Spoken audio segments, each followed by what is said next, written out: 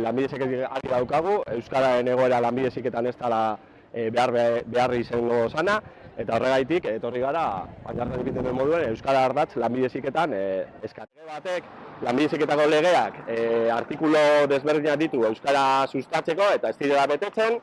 97tik gaur egunera arte 5 plan orokor egin dituzte estrategiko lanbide heziketa sustatzeko, eta hor bai, puntu baten bez ez da agertzen dugulako eredua dela gehien eskaintzen den eredua.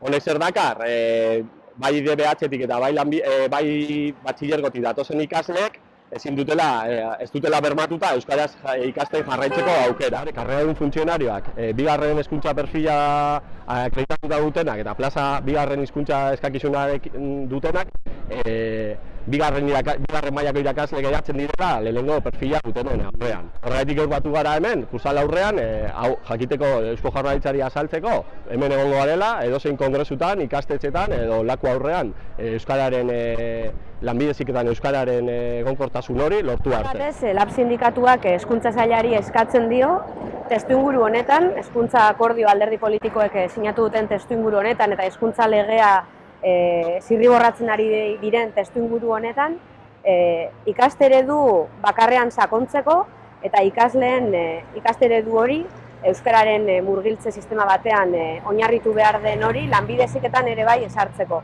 Neurri konkretuak eskatzen dizkiogu, langileak euskalduntzeko neurri konkretuak, eta bide batez aterako diren lanpostu guztiak hizkuntza eskakizunak, bigarren mailako hizkuntza eskakizunak izatea, eta derrigortasun datak betetzea.